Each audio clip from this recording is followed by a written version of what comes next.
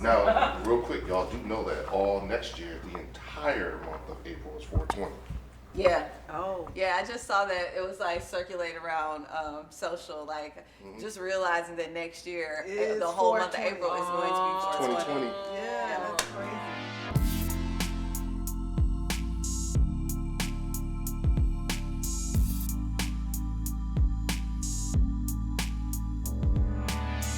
On that note, hello guys, welcome to In Session with EstroHaze. Yes. And today we have the privilege, the honor to chat with Leo Bridgewater. Tell us a little bit, just talk to us. You Tell said us. privilege and honor.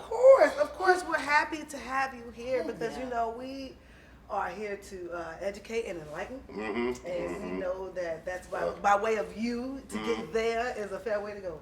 So that's why we said, listen, we wanted to have this conversation with you. So Well, it's always nice to be around family. yes, You know, because then you have that.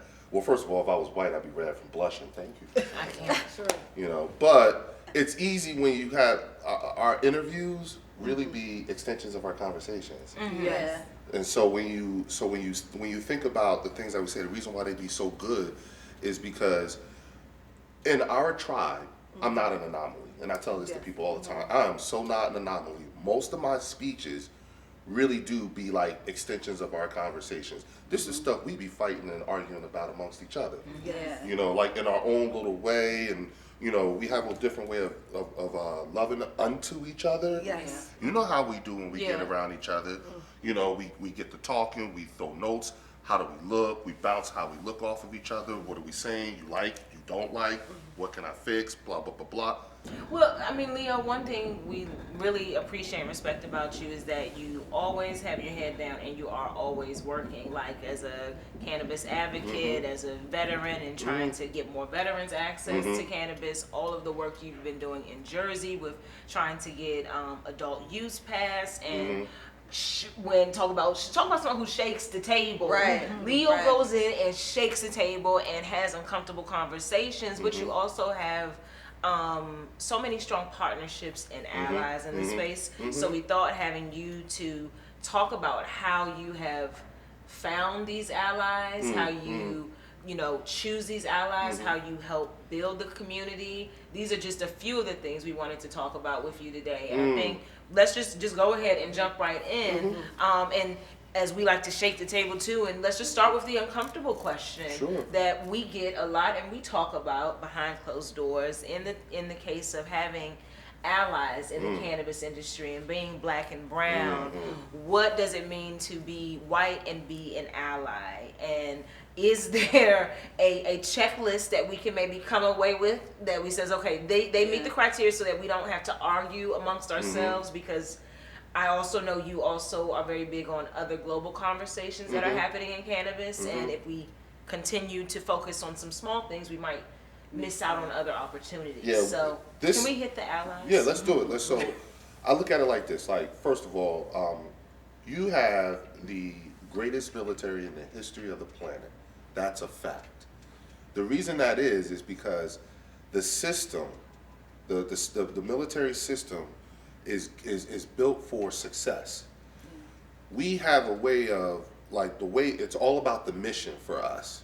You know what I'm saying? So these are things that transcend race, gender, religion, all that. It's about completing the mission. The thing that attracts us to each other is when you said, Leo, you put your head down, you work, you this, you that, you that. You could have took the name Leo Bridgewater out and replaced it with Safon. We could have put all of anybody that we know, because that's what we do.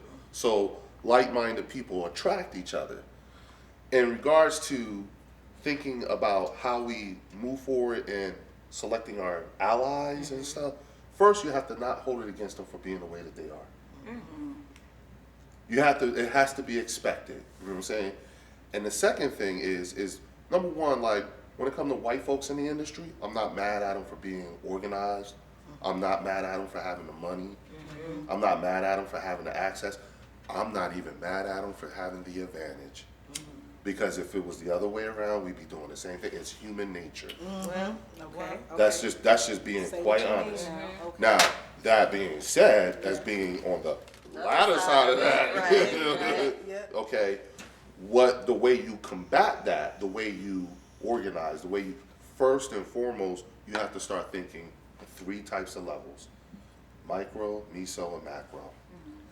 If you start thinking micro, meso, macro, then you'll start to understand that everything is strategic. Look, we're from Jersey, New York. Everything's about a hustle here. If there's one thing cats from up here, we always trying to think of a way to flip a dollar. And doing so meaning that your relationships that you make be strategic too. Yeah. Right. So we grew up naturally doing this. Hey man, I'm from Jersey. Come on. So what I realize is that as much as hooping and hollering that we are doing about minority equity, which isn't, I'm not saying it's not important. It's very important. Equity, inclusion, the whole 9 yards. What we're not doing is, first of all, that is just an American issue. Number one, and as long as we're stuck on that, we're not taking part in the global conversation, which is already happening. International trade routes are being established and cultivated. South America is going to be the labor, Europe is going to be the IP and tech, and we just get to be consumers. And that's just the way, that is what is happening. And here's the thing, you have countries in Central and South America who are legalizing this federally. So when you look at your immigrants coming here, particularly coming from Central and South America, a lot of these Latino folks are coming from countries where this is legal federally, at least medicinally. So they're somewhat educated about this to a degree. There's still a stigma that goes along with it, but it's not to like where it is here. Because see, here in the United States, the stigma is killing people. I just wrote an article and I talked about having 2 types of people in every level of government since I've become a civilian. And that is, you have Flintstones and Jetsons. And you have mostly Flintstones sitting in these seats of power and we're asking them to make rules to a Jetsons game. And that these identifiers that I'm giving, Jetsons and Flintstones, also transcend race, gender, age, and religion, because there's some young Flintstones.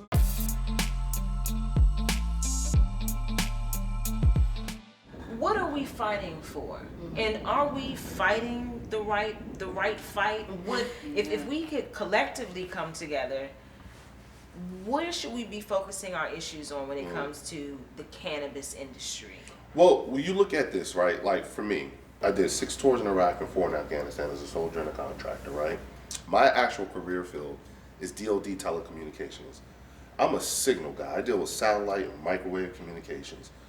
And so I served on the comms packages for General David Petraeus before he became director of the CIA, and Admiral Mike Mullins before he became chairman of the Joint Chiefs of Staff. So I caught them way before they became who they became. One of the things that I learned watching these men work is, number one, I learned that it's much easier to bring down the government than it is to actually run one. And when you get in those seats of power, your decision making become real different. Yeah. Right. Real I can quick. see that. We can say whatever we you want. want to say. Yeah. And we could talk about whoever we want to talk to about and say that, like, because everybody feels like their issue This is my plan. is the Right. number You know one. what? This cannabis thing is like that much of what these lawmakers have to think about. Yeah. And I'm just being honest. That's real. I was there. That's why we have you here.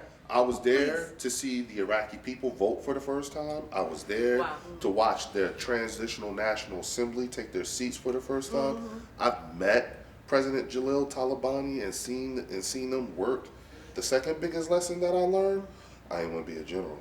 Yeah. I did not want to be a general, and I'm saying that because like the things that they have to think about. Like, I don't care what your lot in life is, there's some decisions that you just don't want to be a part of. So does that mean that we, community-wise, need to be helping them make those decisions? what do we need to be fighting for? Well, first of all, we need to here's what. Worth the fight. You Yeah. have to decide. Now we have to, because see, here's the thing. We're this new generation, right? I'm 44 years old, right? So at the age of 44, I'm supposed to have been groomed, right. and then the torch is supposed to have been passed Right, on to absolutely. it's supposed to be us. We're at the ages now where we're supposed to be taking our people into the next generation, into the next century, right? But the thing is that look at what we have. You know, like our first general order as a soldier is I will guard my post and everything within the limits of my post and quit my post only when properly relieved. So that means 5 minutes before you come to relieve me, I pick up my potato chip bags. I get my water bottle. I make sure the inventory is done. All the ammo's accounted for. Okay, so that way when you come relieve me off my watch, Right. you're not stepping into a pile. Yeah. Oh yeah, look at this. You know, look at what you know. And as a tax-paying citizen, it's okay for me to say, look, thank you for your best, but it's just not good enough right now. Right. It's my turn. It's our turn. And so and I'm sure you guys can agree, this entire effort has been one big, giant, real-life civics lesson. Yes. Yes. We know how a bill works. Like not only do we know how a bill works, but we know how to write bill language. You know, like I'm like that Schoolhouse Rock video was not it. That needs to be updated for real. This actually definitely made me understand how we're failing in schools in teaching civics and the way this country functions, and how that it just continues to perpetuate this whole thing of keeping certain communities down and powerless. Yeah. Because if we live in this system, which we decided to live in this system, you know, of course, you know, some people don't have the choice or whatever, but technically we choose to live in the system. So how do we move through it in the way it functions? Well, think about it like this, because we're talking about, I said this is one big civics lesson. As much as hooping and hollering I can do about white folks, I have to do equally, if not more, about ourselves. We're talking about the man in the mirror. We're having a conversation. Yeah, because you said shake the table. Shake Okay, the table. so let's shake the table.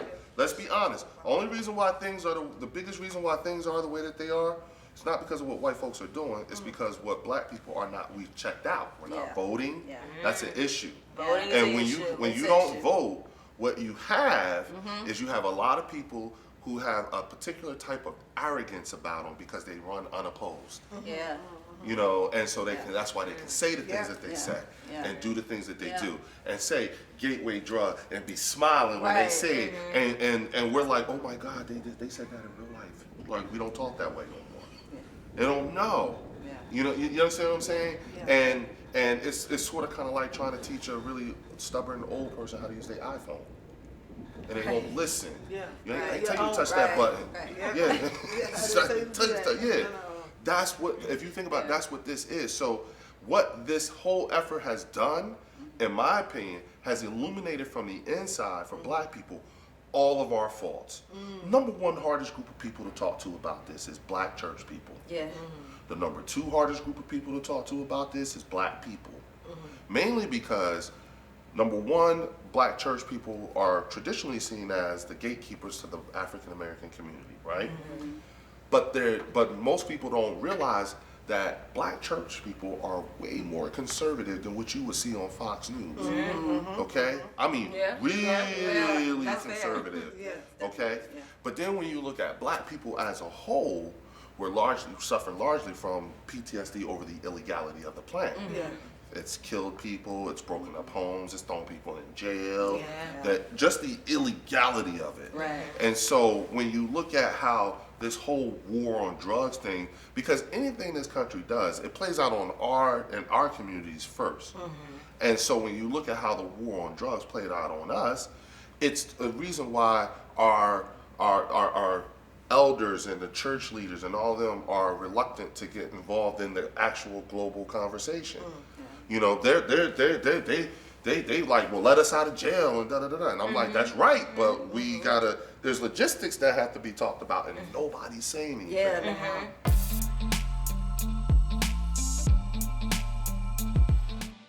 our hands tied, and how can we No. move forward? Because it sounds like there's enough work for everybody to get involved. Everybody, like we could be a force hitting all these points. So if you could lay out a plan of action. Well, first of all, look at it as we're fighting a war on two different fronts. Boom. You know what I'm saying? Just like we did with Iraq and Afghanistan at the same time. Same thing with this, because the one front is education. The reason why we don't have what we have is because we're not educated like we have to be. You know what I'm saying? Yeah. And that's one front, you know. And then on top of that, dealing with all of our little inner issues as a community as a whole. And then on the other front, you have the access to the industry. And so these are two different things that require a particular type of finesse on either side. There aren't very many of us who can maneuver between both worlds.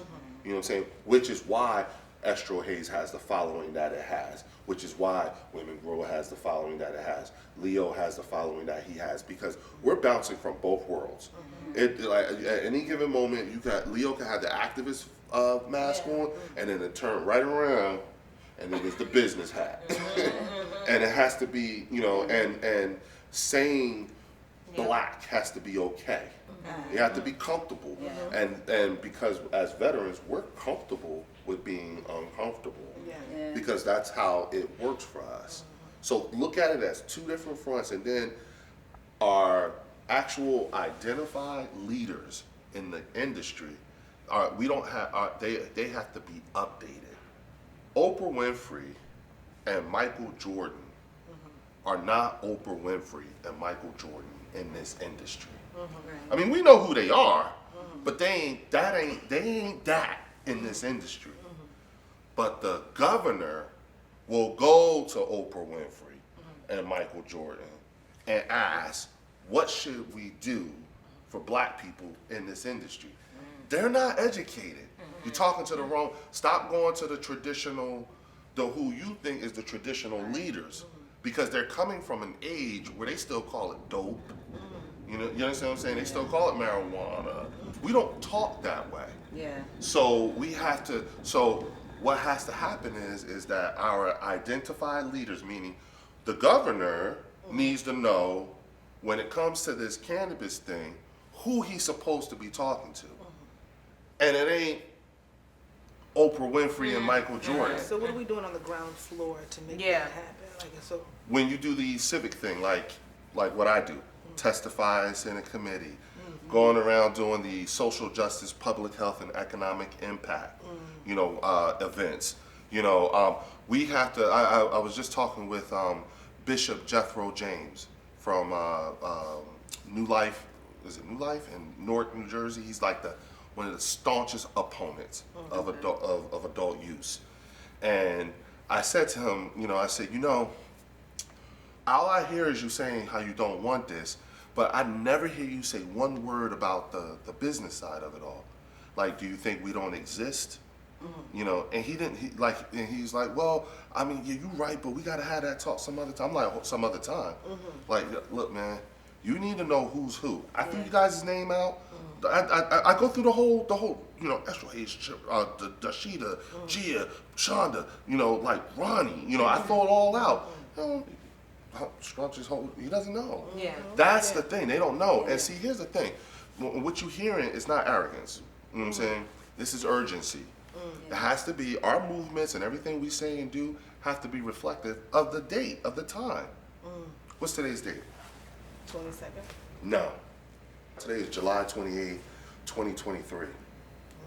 From a business standpoint, you should be having paperwork that has executables all the way going up to 2023. See how we have to think? Because I said micro, meso, macro. And think about it like this. We messed up with real estate. They redlined everything. We messed up with .com. Ain't nobody have a computer. We keep messing up with hair. We just giving our money away. You understand what I'm saying? This one literally was built on our backs in our lifetime. Now, as a kid, my mother used to make me and my sisters watch this documentary called Eyes on the Prize. Remember that? Remember that? Yep. Ain't that this? This our Eyes on the Prize moment. This the stuff we were raised watching you know, our grandparents and our parents fight for stuff like this. And now it's our time. We have to recognize it. Since the narrative has changed from, you know, this war on drugs, how are you raising your son in this space? And, you know, there's also a lot of fear, you know, for parents, you know, especially parents of color. Right? So, you know, how are you raising your son? And what would you say to other people who may want to get into this space, who are fathers, but who are afraid for that reason? You know, the pictures of me testifying and I'm talking on the microphone, I'm doing all this and everything like that. Right behind me is my oldest. Every time I went and did something, you know, I brought him with me. And I brought him with me because I want to condition him to be comfortable with being in that kind of room. He needs to know what it looks like when men talk. He also needs to know what it looks like. He has to be comfortable. Like, a lot of times when you go into these rooms and stuff like that, especially for us and our kids, it's when you're going to court for something bad, you know, and you're scared. But then when you see, you know, think about it, you're 10 years old and you see your father standing there having a gentleman-like conversation, you know, and you see, you know, that's when he learns shake a hand, look a man in the eye, give a little grip, you know, yes sir, no sir, you know. And after every testimony that I've done, you know, I'll introduce him. I've had a lot of state senators go, man, I never, like, son's impressive because he just reads his book. You know, they don't realize he's doing homework, but he there, you know, I'll have him there because when the moment of truth comes and he has to stand in front of a white man or even another black man, he's comfortable with him. He's comfortable with him, with his own self. He's comfortable, you know, he's secure enough with himself that he can do that. But we have to teach that at a young age. See, listen, we're the only ones who don't have customs and courtesies. You know, Jews have bar mitzvahs when they're 13. You know, Latinos have quinceañera. You know what I'm saying? What do we have? We talk about being royalty and everything like that, but what are the customs and courtesies of royalty? I know what they are for the military. Before you walk into your commander's office, you have to knock 3 times, walk in, salute. You know, what is ours? We don't have that. You know, and so what I teach my sons is that, you know, there's a certain way that they're going to have to, because first of all, their skin color has been weaponized. See, my sons can't jump out of a car and go dunk on somebody's basketball rim and then jump out because his skin color has been weaponized. They can kill him. My son can't stand in the backyard of his grandmother's house and talk on the cell phone because if a cop comes running through and he gets scared, he'll kill him. My son can't even be in his apartment, his own apartment, okay, without a cop walking in, and if the cop thinks it's their apartment, they can kill him. You know, that is what is happening. That's real. And so rather than, you know, hide all of that, and I make sure that my son, you know, my oldest is 12 now, and my youngest is 2. He's very outgoing, you know, that little personality. My oldest, you know, I watch him, and I love how when he goes someplace and he doesn't know anybody, you know, hi, how are you? I'm Leo, you know, it's Leo Jr., you know, and I'm like, okay, you know.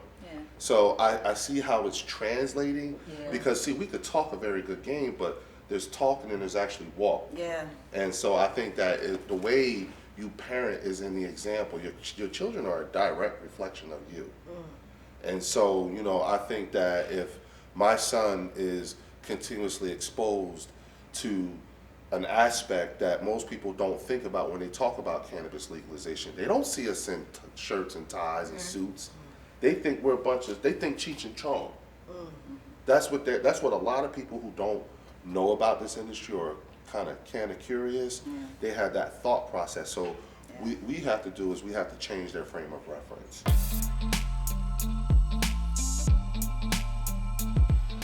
And what would a cannabis utopia look like for you? What would that be? You wouldn't notice it. Yep. That's honestly, I like it. Yeah. you wouldn't even notice it. It wouldn't even be. It's not a thing. I used to go to Amsterdam twice a year.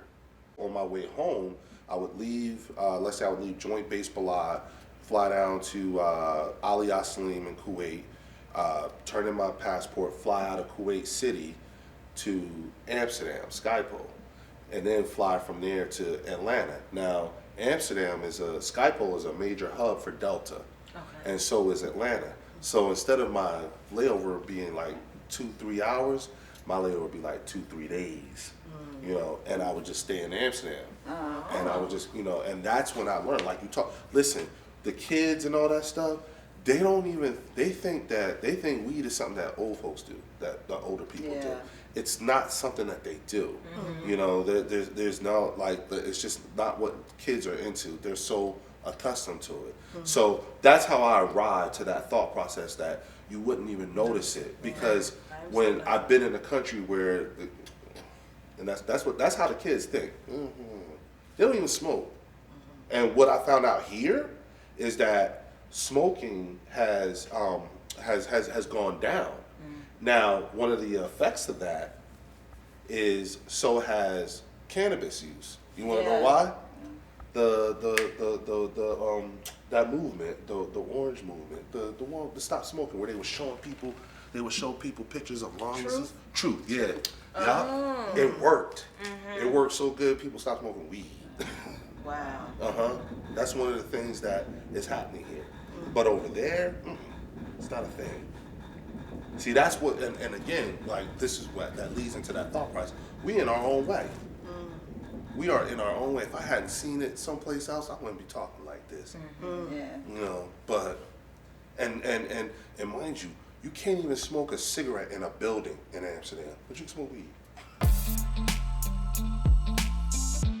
Before we wrap up, could you give our viewers 3 pieces of advice on how to move forward and get out of our own way with regards to this industry? Number 1, get yourself engaged in the political process again. Re-engage. It'll blow your mind the things that people are saying. Number 2, we are not talking about facilitating a cultural shift in how we view this plant. We're also talking about facilitating a massive, massive transfer of wealth. The logistics behind it almost can't be quantified. So think about, and when you think about a transfer of wealth, we might want to start rethinking the way we make our money. If there's one thing that 45 taught me, is that as long as you got your own money, you know, there isn't very many things that a president or a governor can say or do that would affect you. You know, that the secret to America is money. You know what I'm saying? That's the secret. You know, and then number 3, you know, education. Education. The direction in which I'm attacking this industry, and I mean not attacking, but wanting to get in, is through education. You know, so me and Ronnie Soto, we have our company Leaf Launch, and so we are looking at, you know, building curriculums for blended. We're looking at building blended curriculums for institutions of higher learning. Be prepared. We're going to be making some major announcements real soon. You know, but we, you know, and it's from that way in which we, you know, that's one of the main ways in which we enter into this industry, because it hasn't been defined yet by education. And so if you're worried about getting a rotten apple, don't get it off the ground, pick it from the tree or become the tree. So we control, if we control the information, you know, we control the flow of the information, then we have major influence in how this industry moves. That's how we, you know, in all honesty, that's one of the many ways in which we go about it. Not just because everyone who wants to get in this industry thinks they have to touch the plant, and it's like, nah, nah. You know, at least for me, you know, I'm not concerned with the fluctuation of a pound of weed or something like that. I'm insulated from that, you know, and it's being smart and strategic. And then the last piece of advice I would say is, for anyone listening to this, record this and then play it for somebody you know, because more than likely we know somebody who need to hear what we are talking about. There it is. Well, we like to just touch and agree. Touch and agree. Touch and agree. Tink, tink. Yeah. You put your hand up on that. There we go. All right. Thank you so much, you, Leo. Thank you, girls. I mean, for real, thanks y'all for having me. This is like one of our regular conversations. Right? It is. been absolutely incredible. Another in session here with EstroHaze.